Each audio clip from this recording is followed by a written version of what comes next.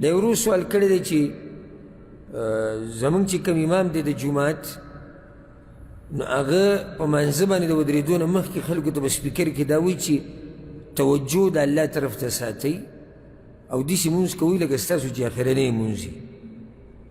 دا قسمه خبرې کول د مانځه د ودرېدو نه مخکې د امام دپاره جایز دی او که نه الجواب سنت طریقه دا دی چې امام به صفونه برابروي او دا سنت خو نن سبا یعنی تقریبا ورک شوي دي بس یو سته ووایي او خبره ختمه شي ګوري راګوري هم نه هغه طرف ته حالانکې د پیغمبر صلی الله علیه وسلم د صحابه کرامو د طریقه او د سلف صالحینو چې هغوی به په دې صفونو کې ګرځېدو به ته لږ رامخکې شه ته شاته شه دا خپل رامخکې که دا سینه دننه که دا د هغوی طریقه وه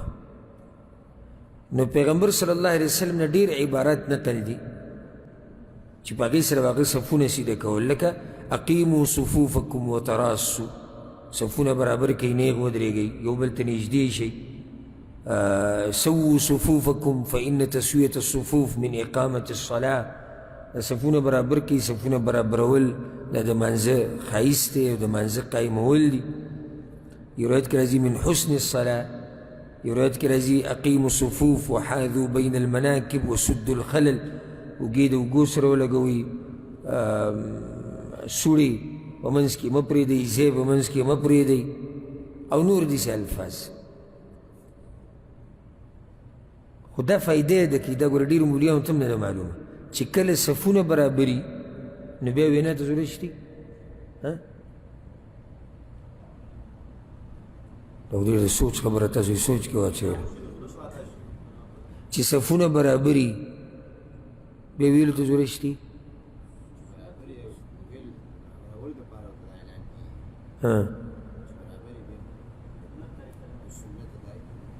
سنت طریقه څنګه د پیغمبر دا کار ولې کړی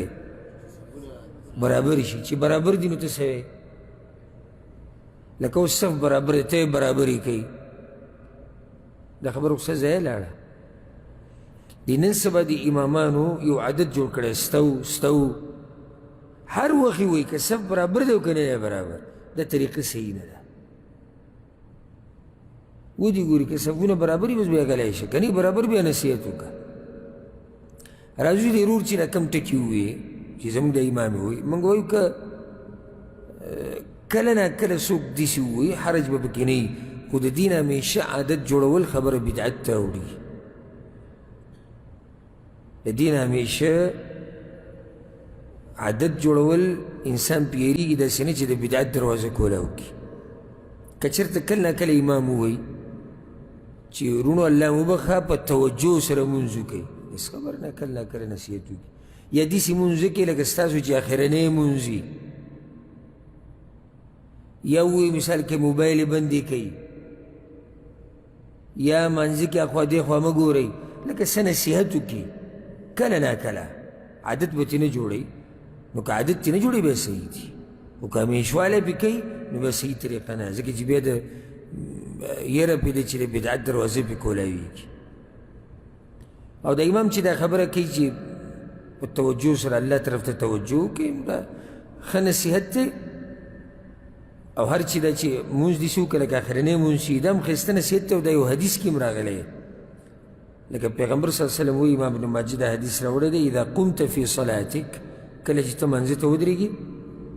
فصلي صلاة مودع داسې مونځ وکړه لکه ته چې د دنیا نه نور رخصتېږي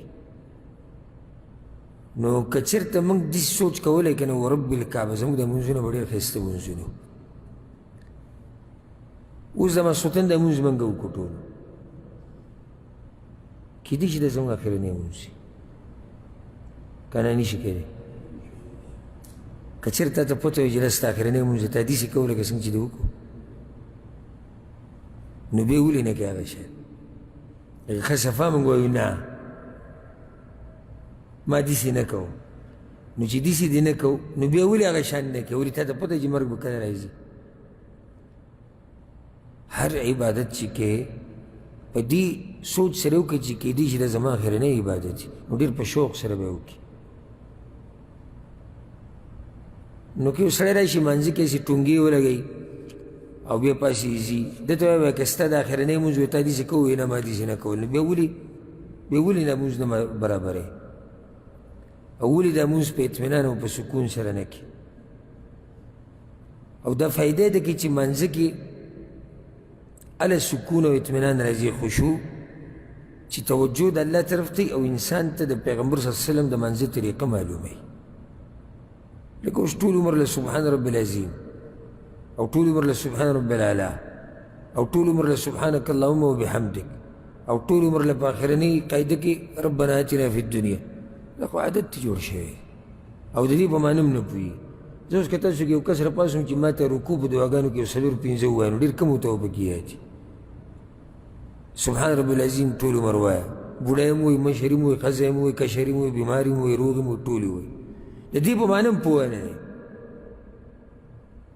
چې کله محمدي مونځ درته معلوم شو که نه نو په منځه کې به دې خوند پیدا شي مونځ به دې ښایسته شي او چې څو پورې د پیغمبر طریقه ته نه معلومه ستا په منځه کې خوند نه راځي دا دله زه ګرنټي در کومه چې د منځه طریقه دې غلطه ده نو د کوم ځای نه به ستا په منځه کې خوند راشي